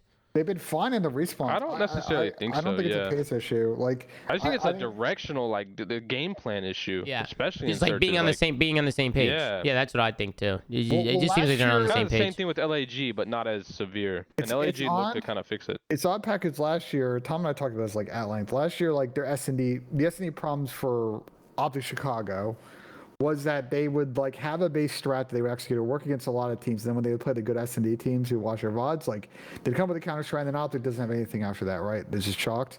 Well, I think you kind of saw that today on that Berlin. They had that one really good quick plant, Shotzi quick plant at B. They had a perfect setup. Illy was in the back. Well, I don't even think their strat in that situation was great, but we'll watch that. Like, no, but I'm saying it worked flawlessly. They full wipe Minnesota, and then the next round Minnesota played to counter it, and Optic just kind of didn't know what to do. Like, they looked lost in the mid round. Yeah, no, they did. It's a situational. It's a situational play. Yeah. It's just the mid round situational play, and that's why it's like you hear Study talk about it. And I was gonna ask you guys, but Study was saying it on the broadcast about how he feels like they don't have an IGL. But I'm gonna be honest with you, man. Like, it takes 10, not even a second for somebody to just be a leader and just be like, hey, like, everybody calm down. Let's do something together here, right? Like, you don't really need an IGL to do that. But somebody's going to have to step up and start being that guy that can kind of just, like, get everybody to take a deep breath. We've heard Clay say it in listenings before where he tells everybody to calm down. Krim said it before. Just, like, trying to get everybody on the same page because you could get really frantic when games are really close and things are kind of hitting the fucking fan really fast, you know? So I think that's something to pay attention to. I'll say is like an S&D though, like these are coming down to situationals, and it's not like an IGL problem. It's just individual players, just like either they just don't know kind of as a group what they want to do in those situations, or just making the wrong read. I don't think it's because their respawns are fine. And by the way, the timing in this round was insane. Yeah, again, more Vanguard time. But like, I just think they're just when it comes down to these clutch sort of situations where people need to make individual plays or as a collective they need to play situational right. It's just not clicking. It's not like an overall we need an IGL where it's getting smoked in the middle of the map, you know? Yeah. Well, Illy made a good play here. Someone just in the chat said Illy has shit comms. He can't be an IGL. He might be the person with like the best comms on their team. So I don't know about that. Yeah, Illy's got really good comms. That being said, with Illy, and look, there's been a listening that we can listen to. I'm not gonna. Before we talk about this, like I want to say this on Ender. Like I think Ender's got a lot of what it takes to be a good pro player. But we talked about this in the beginning of the year. Like as a Slayer, he's not an elite Slayer. His numbers right now in this game are not very good. His number in the last game were average. And in Modern Warfare, you know, he was sort of the fifth guy on the team, and he was kind of playing very selfless. He's got to be better than a 0.9. But overall, they need him to get more in that like 0.98, 0.99, like couple of kills neg, but like being impactful. Right now, he's really not like a plus in the trading, and it's hurting them in a lot of situations. But are all of them like what are the whole team is probably? No, but that was a career stat though. That's a career stat. Yeah, so like the last year plus this year, he's an average of 0.9, and like. But he did a good job on this one. I mean, dude, you see what I just think we have higher standards for him. Situationals, he plays well, man. He makes the right play. It's just sometimes the slang's not there, and especially in the more situations last year where they played Toronto and FaZe, like he just had difficulties on a Dallas team that in general, not just him, like they were in a high slaying team last year, Dallas Empire. And the one event where they started slaying, they got to the finals. So I think he's trying to do too much. That's kind of my feeling, especially coming from that Dallas team where, like you mentioned, they didn't have to play high slaying games. They just had to play the right way. And I feel like when you kind of merge with this Optic team, I don't think you can really play that same way and that same pace. Like I think he's trying to do too much. He just needs to be himself. We have high standards for him. Everyone knows how good Ender actually is. Just kind of be more free flowing, kind of do what comes for you on the map. Yeah, no, I agree. He sometimes it seems like he's playing too quick. Like he's not. Yeah. He's just, and that's where I feel like the frantic play comes in from. Not from Illy. I feel like the whole team struggles with it at times. Like when you watch it back, you'll see it blatant as day when you watch the Berlin hardpoint back at the end, where they're just kind of tunnel visioning. It's almost like a tunnel vision thing, and they kind of just like so focused on getting kills, they're not really focused on playing together and playing off each other. So I think it's something that they're definitely gonna have to focus on. But I mean, I don't think a 0.98 is that bad though. If that's his, no, he has a 0.9, not a 0.98. Yeah, 0.9. If you can get to 0.95 territory, we've talked about this a couple times. Like if you get one player in your team, you got a bunch of guys over ones, and you have one guy who's a 0.95. Like you can win that way. Yeah. Like you are trading most of their kills, or they're getting a lot of assists, and you're team shooting, and that's fine. Not everybody has to drop a 1, but I think there are situations where, you know, he isn't having the best of series, and he's not the most consistent slayer, and that's not what they're expecting of him. But he's got to figure out how to get a couple of more kills per map. I think that's sort of a big key thing he can work on. I mean, and by the way, I think it's also with the way their team is built. I think replacing him also puts him in a difficult spot, because you listen to their listen-ins, and he's an anchor of a lot of their comms. If you were to rotate him out, you're going to have to figure out how to replace that void. So they've got a little bit of I think a development thing that they're going to have to work on with him. And listen, while we're talking a bunch about Optic, bro, I got to give a shout out to Major Maniac. He was doing his fucking thing. Clutch, he's been doing his thing this whole game, bro. Yeah, Kickoff, he played fucking insane. Yesterday he played, or not yesterday, sorry. He's just playing insane this year in general. So he's moving shout out smooth. to Major Maniac. Yeah, I think he's in a rhythm right now. He looks really good. Yeah. I feel like Mike, the dominant player for this role. A lot of criticism that Mike had the last 2 years was about his pace. I mean, he was on that FaZe team in Modern Warfare, and like, to be honest, you're a little bit of beach chair chilling with the team. They had Priesta and Sampin and BZ and Cell. But then last year too, they had a lot of weird respawn struggles, and his kind of engagement numbers were all over the place. But this year so far, like, he's been playing at a good pace with the other guys on the team. And then in S&D, man, like, we always know that he's amazing at this game mode, and he's been an absolute star for them so far through a couple matches. Yep. Wait, Ben, back it up to the start of that round 6, if you can. This one right here. Yeah. No, it actually might have been before that. Streaks come down. It was before, I think, Preston got the glide. So if you watch right before Preston got that glide, I don't know at what point he got it, but Mike basically baited Seth jumping back and forth for Preston who was on a 6-3 to I know get what you're that talking kill. about. I know what you're talking about. And then he got that glide bomb, and then going into the next round, he used that glide bomb for the first blood. Yeah. So just a super heads up play. And I said this during the watch party. Major Maniac does a really good job moving around at S&D, not really playing for a gunfight, but just playing for info. Like he'll be on top church, like sliding back and forth, right from on that top window, just trying to spot, just trying to see where people are. It's right here if you look at where they're playing. He does a good job up here, bro, playing top church. They're not speccing it, but you watch. He's sort of like kind of shouldering this a little bit. He's kind of, and then they kind of take this team shot here. Yeah. And just to reiterate, because I see some people saying, "Oh, they're blaming Illy, they're scapegoating Illy." No, Illy brings a lot to the team. Like Illy, we're doing the opposite of scapegoating Illy, actually. Illy is bringing a lot to the team. Like he really is. I think saying that he might need to step up in the slaying department a little bit is not really putting it all on Illy. This is the problems that Optic is having is them as a team. We've said it time and time again. And I think them playing less frantic will help him step it up in a slaying department, right? It will. Like if they're playing together, the whole team. This is what people don't understand. If the whole team is playing together and they're working off each other, they're all gonna have they're all superstar players. They're all gonna have their good maps and their bad maps. Everybody can't shine all the fucking time. It's not how it works. Everybody can't be the superstar. You just have to work together, be a team, and the stats and the results they come. They comes with the teamwork. You know, so I just feel like people really need to understand that if teams aren't playing together and they're not doing stuff around the map as a unit, people are gonna struggle. It doesn't matter how much talent you have.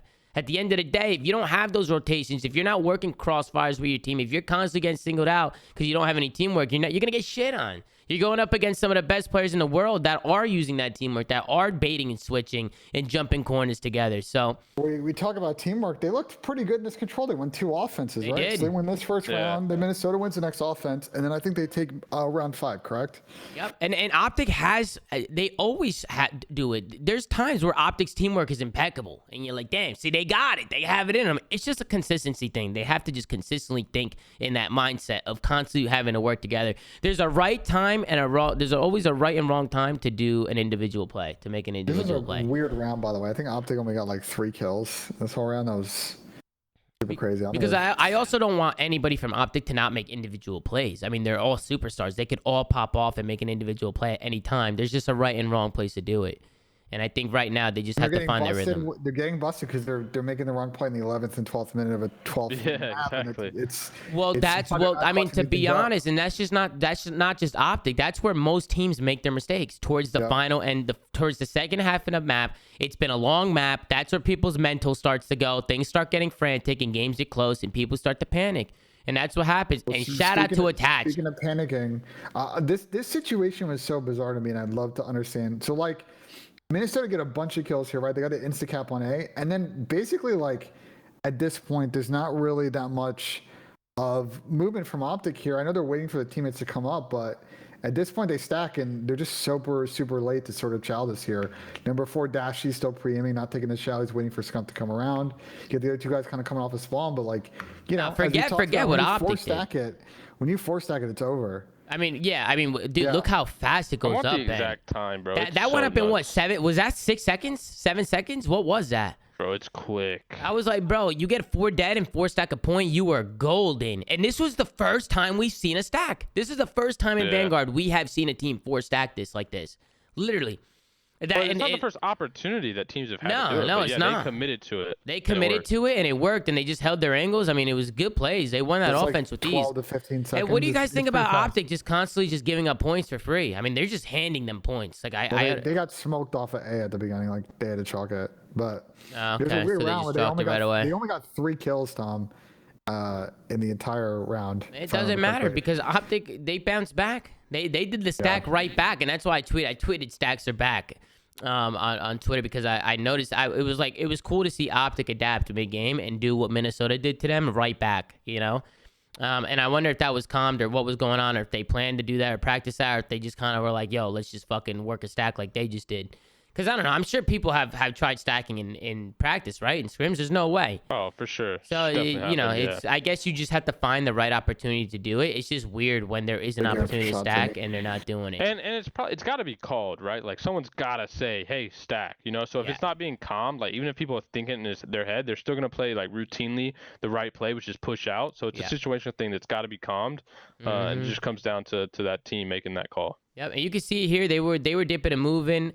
Illy was able to get in behind. Scump and Shotzi were great today. They were always finding pieces on a map. They were always doing something. Especially Shotzi. He stepped it up. Seth was playing good yesterday, and Shotzi didn't play very well, but Shotzi stepped up today and played nuts. Someone else I want to tip, by the way, that played really good, and when we get to the map 5, you'll see it. Priesta went ham on both these SNDs. I know we gave Mike a lot of tips. We talked about how pressing had streaks in the first map. He also went off in the map 5 as well. This Minnesota Rokkr team is so fucking underrated. That's what I was saying. That Rokkr team just looks good in SND S&D. Right now, they're probably like they were good in S&D 2 last year. They just couldn't figure out respawn. But we weren't sure based on what we saw at the kickoff, like how they were gonna transition to this year. But because they were one of the teams we spotlighted that didn't make a roster change, but yeah, I wasn't worried about their search this year. I mean, regardless of the game, they've got good search players. Dylan's been a good search player. I know his S&D numbers weren't amazing last year, but as a team, they were good in search. We obviously know Preston's an S&D kid, Mike as well. Like Stanley's good at search. Like they had a good S&D squad. It was just the respawn parts has always been like a question mark with them. And the one event they figured it out. Well, they had that crazy 0-4 comeback and they won the event. So yeah. Well, I do have to, Ben, as you know, I gotta bounce out. You had a do what you gotta do, Mr. Patty. Do what you gotta do. I'm gonna miss these next two maps because these were nuts, but I know y'all break them down good. But, but yeah, I will see you guys next week. Yeah, when's the next set of matches? Is it next weekend? Next Friday. So we'll probably do a prediction on Thursday or Wednesday. Yeah, I'm with it. I'm down. I'm down to do an episode before the weekend. Alrighty. Well, I'll see y'all then. Everybody in the chat, love y'all. Let's get awakes in the chat for the one time. Get awakes in the chat. It was a good weekend, Pat. It was a good weekend of matches. Yes, sir. Good job, bro. Take care. Brush your hair. Yes, sir. I'll talk to you in a little bit. Later, bro. Peace. So let's watch the end of this map. So I skipped through most of it. As you see, Optic had a pretty big lead here, about 50 seconds. The one thing that Minnesota did really well, and I skipped through that hill, is they played the second P1 really, really good. And then they did it again in this third rotation. They actually made this kind of close. But what it came down to was what happened in the kind of tail end of P2 into P3. Optic just kind of a lot of single chows, even though they only needed a couple of seconds. And they then didn't have the rotation of P3, and they were up against it. Yeah, dude, the single chows were just like, it was just so blatant, and watching it was just giving me like anxiety, because I was like, they only need a few more points to win. They did such a good job the whole map, staying ahead of the game, focusing on their rotations. Anytime Minnesota rotated, they did a great job making it scrappy, and every time they rotated, they held time. You can see it now. I mean, they had a good lead. This is a good lead. Minnesota started bringing it back here, especially on this P5 hill. They were doing a good job holding some crossfires here and just really soaking, just milking some time. It's hard. It's hard to milk time on this P5. And I saw LAG set it up in a series a couple days ago where they kind of pinned teams back on his P5. And and I think Minnesota did a good job here, really soaking time and constantly pushing out those cuts and pushing teams back. But you can see, Ben, we're going back over to the P1, and this is where things get a little scary. For Optic, at least. Optic did a good job on all these P1s. There was an earlier P1 where they had a really good Shotzzy pinch, where he was P5 and then he ran around and they just kind of held us from the front. But they did a good job. Look, they got to like 220. There's a really big 1v1 gunfight that went down here. Standy made a great fucking play here, pinching out Optic and getting that last 20, because that last 20 is huge. And then he recognizes where Optic's spawning and he cuts him off. He doesn't go back to try and rotate. He just goes to cut off some kills. Gets another one here on Scump. He pops a two-piece. So really good rotational gunfights out of Standy. I mean, this is when you need the kid to go big, and he went fucking big. Do you like Illy, the last one off his spawn, hitting old here? So what number is Illy? Number 3? He's number 3. So he's last to die in this situation. So 2 and 1 are rotating, 4 is rotating, and he comes off a spawn. He hits old for the last 10. No, I don't like that. I think Illy should just rotate with his team and just say forget about that guy. That guy's useless. I mean, I feel like that kill that kill right now, that 4 seconds, that kill that Illy just got was completely useless. And where does number 8 spawn? Does number 8 spawn next to New? Well, he gets a little bit closer. He spawns right. He spawns on a cut of killing Illy. He spawns on a cut. So I don't really like it. I guess like maybe he was thinking to push through old and then pinch in from behind. Just kind of hit it out. So I understand the mindset there, but it might just be better for him to rotate back with his team and get into the hill. They got in. Optic got in, but Standy just kept making plays. It was just the individual plays. This hill's a lot of like weird finessing in like side rooms and the stairs. It's a headache in this hill, bro. Bombs are really important here because you need to know if they're coming at her, so you can kind of play their side. Like it's a lot of individual instinct, but you also need the teamwork in order to like pick the side of the hill that you want to challenge. Well, the stairs are important, right, Ben? I feel like the staircases are the most important part, because then you can come from low, you can come from high, you can jump off the railings. It's hard to keep track of players that are playing the stairs. Yeah, like you see a lot of people running around with this pistol. The pistol's good. A lot of people they pop it off. Here. I mean, look at this situation right here. Like they've got Dashy in a good position on this one on Mike, or at least kind of get some of his trades from people coming. They have pressure coming from middle. I'm actually curious, like what happens here.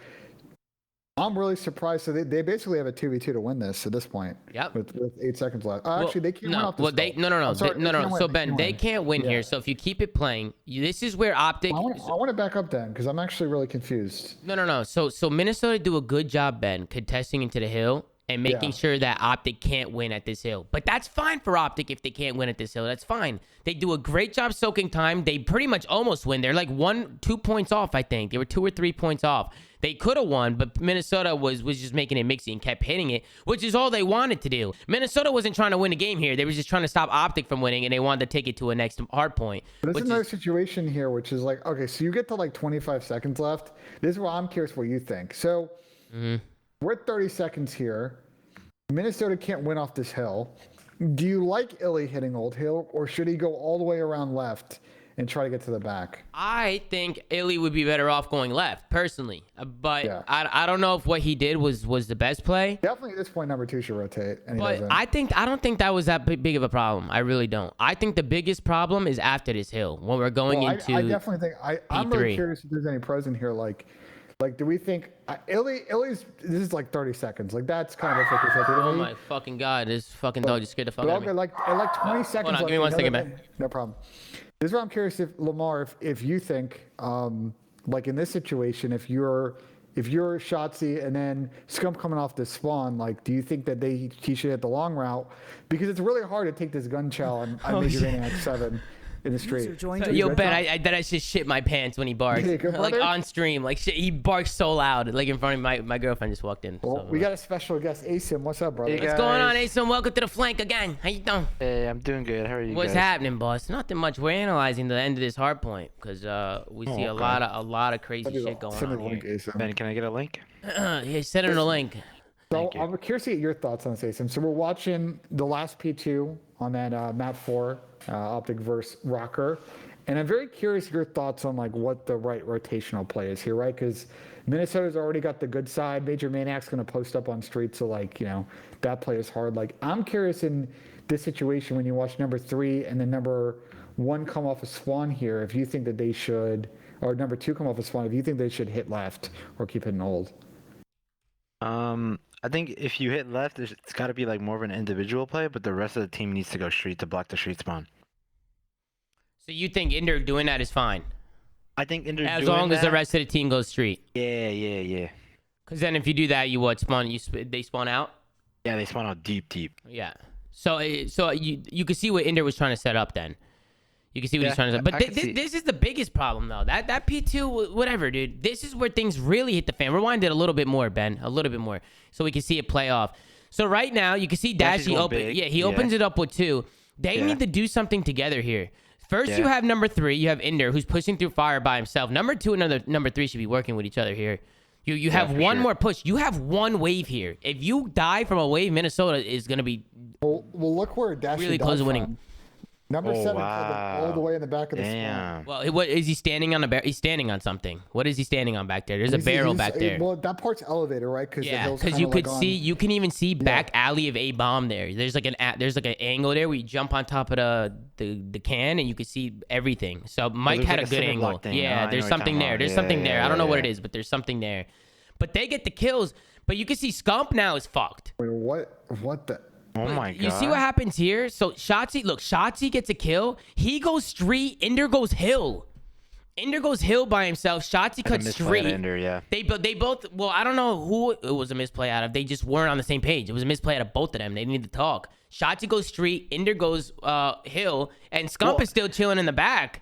The reason why I think it's a misplay at Ender because what Shotzi's doing is good. Like they have 25 seconds to Yeah, work they with. have and to if you're kill- going around they have to street, kill Mike. If you go around street, you're guaranteeing yourself at least one break on the I house. agree. So he should be following up shots. They're leaving Seth dry. They're just letting Seth leaving Seth over to die. You know, Seth is wanna- fucked. Introduce another guest. We got live straight off the show. Look at this. JAK Study. Look at this. Hey, what's brother? up, boys? We got What's the up, one and boys? only, the man of the hour, Mr. J Study. What's going on, Jay? Oh my God, what a long day, man. I was just watching, Dude. and you know, the frustration that you guys have, I was having the same Dude, while it's been a casting, long so- weekend, bro. Honestly, It it's has, been a long it has. weekend. It These has. matches have been Also, crazy. look where number 6 spawns in this situation. Well, yeah. I mean, Optic was had the right idea, but they didn't execute. They weren't on the same page. Shotzi went street. Nobody helped Scump. Ender went hill. Now again, they still have time. Listen, Minnesota still has time. Take your time. Ender's hitting the hill again. He hit it by himself. He hits it by himself. He dies, and then number 2 goes for it again by himself. He doesn't wait for Dashy. Dashy's playing catch up here. Dashy's like, okay, there goes Scum. What the fuck do I do now? Now there's 5 seconds. Like Dashy's like, I gotta go by myself now. Everybody just hit by themselves. Everyone. Nobody waited for each other. Go ahead, Jay. I think before it even got to this point, though, like back to where it was at, like when it was contested to P2, like they find themselves in a situation where, okay, Optic, you still got a chance at winning here if you can pick up all the kills. But they were just going back and forth the entire time. Eventually, it gets to like 15 seconds, and you have number 1 who's just spawning. You see that Minnesota currently have the spawn. I think in my mind, that guy needs to play off the rotation, not hit this hill right here. Because that's the only thing. You have to go left. You have to go left because they're all just not. Now they're just fully set up. If they shut you down once and they shut you down the street side, they shut you down your fire push, and then you solo challenge, you don't give yourself a chance at winning this. Well, I wonder, Jay, like this might actually be, and I'm curious, Asim, your thoughts. Like you might not even need to hit wide left. Like you can shortcut and get into fire. Yeah, just cut right through mid and get fire. Yeah. And then suddenly you're giving yourselves more angle with the guys in the back because they have to worry about you in fire. You have guys pushing street anyway. Like especially Jay, if they're getting kills at old and he's hitting that route, it might flip him out. It's gonna flip him out and spawn him out, and they're good to go. You know. Because Minnesota, they're chalk. They have to push that old. You know, they have to hit numbers there because Optic could have won it. So Minnesota's pushing old. They have to be a nuisance. It opens up gaps for somebody to hit an early roto real quick. Exactly. So they're going to keep flooding it until Optic can't win. Once you realize that Optic can't win, that's when they're going to focus heavily on the rotation. But Optic should be thinking big picture. They need to be getting there off the rip because they know, all right, they're probably going to get this remaining 5 to 10 seconds. Even if we get it, we're not going to win. They're going to be set up, and now we give ourselves no chance. Yep. And again, listen, you can't deny that these guys aren't some of the most talented ever. Exactly. And I definitely think that these guys can get it because it's still early. And sometimes with teams, man, like some of this stuff takes time. If there's times where you want them to make the mistakes, it's now. And I saw Ray say that and Sender say that. And the fans are like, well, how many times are we going to say this and this and that? But it's true, though. I mean, you rather want them making mistakes now than at the end of the year. So hopefully they're watching some of this stuff back. Not hopefully. They are watching this stuff back. Yeah. And they're going to see it. And they're going to see it. And they're going to be like, okay, yeah, we're doing stupid shit. And they're going to have to fix it. So they just need to mentally just get themselves focused and make sure they clean up some of these mistakes. Because the individual play that these guys can make, especially Shotzi to kick off the S&D, is unbelievable. And this search and destroy map was crazy too, Jay. This was fucking nuts. It was. This first round was beautiful from Optic. Like, they have the standard offensive play every single round where they just go into bottom P2, they stack it, and then they decide what they want to do after that. And when they are consistently doing that, you're allowing Minnesota to just make plays on the fly. Like, they were just switching it up on the mid-game. Like, all right, we're going to 3-hit B Street. We're going to go right up the middle map, right through Broken. But this was their constant. So I'm looking at Optic, at least in this first round, it was beautiful. Yep. They go there, they spot the player over there at the B site, they all wrap back, they find the guy in the corner, and then they immediately go for the bomb plant. That was the first time they planted the bomb in 2 search and destroys. Yeah. They get the bomb down, I saw you works. complaining about it, or I heard you on stream, just because they wait so long to get the bomb down. And it drives me nuts. It's my biggest pet peeve. I hate when teams don't plant the fucking bomb. If you're standing on a bomb, just get it down. Just get it down. Somebody look over and just get it down. I don't understand. Did they wait till 20 or 30 seconds left? And at that point, they're getting pinched now. Now people are swarming on the site. That everybody knows what's going on. It's too predictable.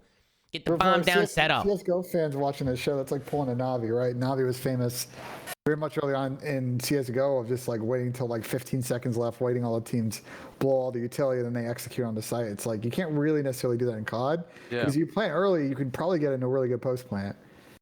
COD, you can get the bomb down with ease. It's easy as fuck. It's not even hard to get the bomb down. Just get the. You saw Minnesota do it the final round where they were planning B and they had somebody push up with them and just hold the window while he got it down.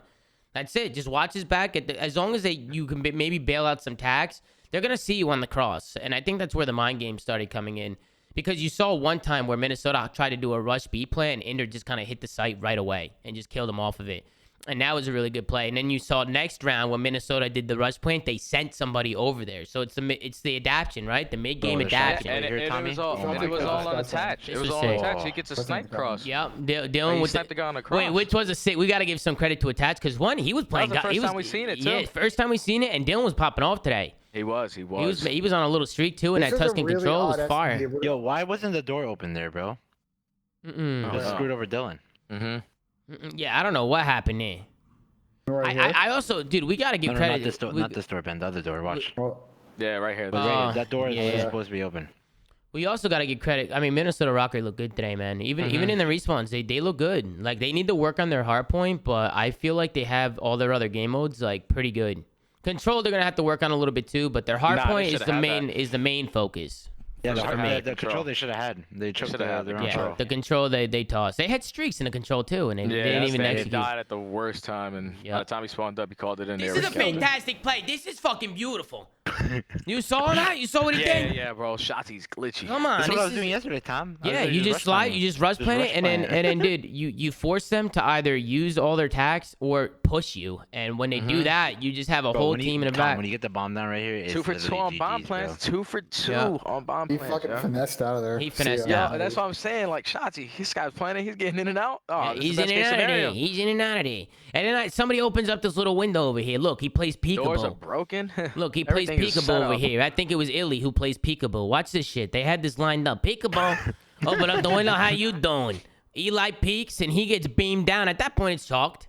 Shotzi's roaming mid-map. There's 15 seconds left. Minnesota can't do anything. Now the mind games are going to come in. As the year goes on, as people are looking at that cross and they think they're going to rush plant, people are going to start not planning and just sitting there because people are going to try and get them off the bomb and shit. It's going to be a mind game. But if you have an opportunity. In that situation. This round was crazy. Yeah. This round was nuts. Which round was this? I don't remember. Yeah, this is the 1v1 Illy, bro. Oh, yeah. And this was Major Weenie doing what he fucking does. Major fucking Weenie. This is what Major Weenie does. Well, this round should have been over. I mean, they almost get 2v4'd, right? Oh, yeah.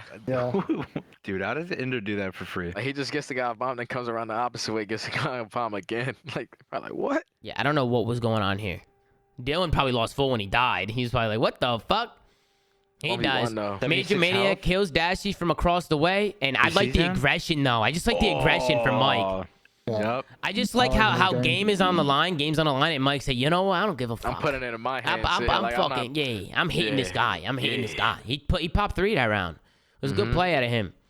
Then we go back onto Optic goes back onto the offense, and you see him again. You can see number 7. It's Mike holding that cross. The first blood is for real, like 14-3. Optic won this round, by the way. Yeah, was it like 14-3? Yeah, like Optic were getting destroyed when it came to first Oh, blood. shit. Well, that's not good either. They keep getting blooded. Shotzi did a good job fucking regaining and bringing back this round. I thought Stanley was going to get pooped on right there. It's crazy because if you look at it, like, dude. Shotzi made the play right here. He went rogue. Like in this situation, if I'm looking at these numbers and the way they're stacked, and all the guys in the house, by the way, like, can't really see the bomb. I'm like, okay, if I'm Minnesota, like, this is a likely scenario because I have street and middle, like, all to myself. They somehow can't get the guy off a bomb for free. He gets a trade, and Shotzi guns someone from the window, so it's a 3v3 at this point. Yeah. Good play from Shotzi. He's so good at getting a kill and just switching lanes. You can't keep track of the guy. You look like, how the fuck did he get here? You know what I'm saying? He's here now. This made me nervous here when he stopped shooting. I got anxiety right there. I got anxiety. But he did a good job clutching up. Big 2-piece. They go up 5-4, and then this was all she wrote. Minnesota bounced back. They win the next 2 rounds, and I don't know what the hell was going on. I was getting flashbacks from... What is it with Minnesota Rokkr and Optic? Going last map, fucking round 11, and crazy shit happening. I don't know, bro. Right here, I think it's just impatience. So, like, once Illy gets this kill, he just tries to... Like, he went rogue. He went rogue. Stay alive right there, you know? Yeah. So it turns to a 3v3.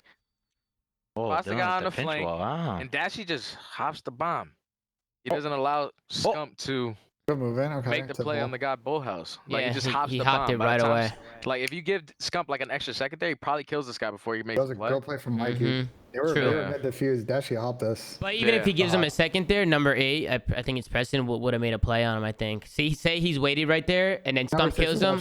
Yeah, But it would have been a better play, probably. It would have been tough. I mean, I see Dylan's feet here. I think it just the comes best down play is to Ender Illy. playing his Yeah, he life. has to play his life on the site. Yeah. I mean, he does a good job being decisive and being confident and getting the guy off the site. I like that. He definitely read the strat. He read the rush plan. This round 11, dude. The This fact round that Shotzzy 11. got this first blood is straight Shotzzy talent. Okay, if anyone in Minnesota is in the chat, bro, is this intentional? Because look at all the players and look at the bomb. Right, I don't know. I was wondering why I left the bomb back you think here. this was intentional? I don't think they gave a fuck. I don't think they were playing for a rush plant, so it didn't matter. I mean, I think Dylan scoped in middle so they can call how many people were crossing. So I'm not sure it was intentional, but it did kind of work out. But They like, get number this 5. round, I mean, Danny instantly gets the bomb. So this round is so weird to me because Dashie, he was that player that was watching the cross on street. He spots Standy on the cross, but then he fully commits to it, like not even paying attention to like anybody Wait, what is else. Lamar saying? What did he say? He said you have to even ask if it's intentional. Yeah, because Ben is just claiming it's intentional, but I don't know. That's what I'm asking. I legitimately don't know. but you I mean, asked, I'm pretty sure they did that. Yeah, I'm pretty sure Dylan was gonna carry He the said, bomb. "Yeah, I'm gonna come back and get bombed for sure." Yeah, I mean, I don't think. Yeah, I don't think it's not like they were doing a rush B plan or anything. I'm just asking a question, brothers. It's all good. Oh, I know. It's no problem, Ben. It's no problem. Everything's okay. Well, Stanley said he want to. Stanley said I want to press in to grab bomb and hide A side. So Lamar said it was not on purpose. It was not intentional. So it was not. No, okay. Nobody knows. Nobody knows. Nobody knows. But it worked out. I mean, they ended up getting the 2 Yeah, I mean, round easy 11, to Grady trace. Fugate is not even a strike. Bro, and then Dude, my man hit him with the two-piece. Bro, Illy makes a good ass play here. He and does, bro. Just toughest of tough scenes happens here. Yeah, bro. Two-piece dude. with the biscuit. Oh no. He gets punched up. He gets punched up, bro. This guy Standy made the play, and then Shotzzy was dipping and diving, trying to bring it back, but Dylan Nice with the B-hops out of ish, Dylan. the nice B hops out of Mr. Dylan. Oh, that is true. Lamar said this ain't Val. You don't leave the bomb and spawn. It makes a noise when you pick it up. I don't think Dylan wanted to miss out on the cross. So Dylan was the bomb carrier. He must have missed the bomb. Kept it Stanley going. said in the chat, Stanley wanted Preston to grab the bomb and had it inside. Oh, really? Okay. Well, Yeah. miscommunication. Major Thank God you runs guys. middle broken. Major runs middle broken. Wait, really, that's I'm All sucks. over that place. I'm curious what you guys think of this optic setup because I actually obviously the one lane that This they're is not a checking shook is outer, right? So like this kind of keeps Scump on the site here because he's playing that deep corner on the site, so we're watching the cross. But then he's sort of like super out of the play, right? Till they get the ball. He rotates and then he goes back. Well, let it play. Let it play out because going B and then he goes back to playing outer. I don't think Yeah, India. like, I don't understand why they didn't wrap back to him. That's odd. One person wants to flank. It's like at this point you're thinking like Dashie gave up the cross. Now you don't know how many people are here, but you know at least one is here. I like the play from Inder though. Like he made a good play. Yeah, he made a great He just got play, smoked. Bro. He got made a smoked. great play. Like he could have had a potential to close out the game. Like it could have went I either way. like what he was thinking right there. Standy's sure. just aware two-piece riddle. Yeah, and then this is chalked at this point. Scump's in a 1v3, and he can't really do anything here. He's kind of stuck there. So definitely, you can see the frustrations on Optic when the map end too. Even in this situation, like it does take a minute for Scump to actually react to the situation. Like they see He's still at A, bro. Yeah, he's still at A. Well, what do you think the comms are like though? You think Seth even knows what the fuck's going on? Maybe they were just dead quiet, and Seth had no idea what the fuck was happening. Well, that's a problem. probably That's the case. definitely That's what what I'm happened. saying. They're gonna have to talk about this. You're gonna have to sit down and figure out what's going on. Cause I mean, listen, Minnesota, they're making it look easy. And what Standy's beatdown was massive though. I think that would have changed the whole game if Standy didn't get that beatdown. I think Ender made a great play. Frustrations from Ender there. He specs the headset, which you don't want to see. But as we talked Fuck that about, man, headset.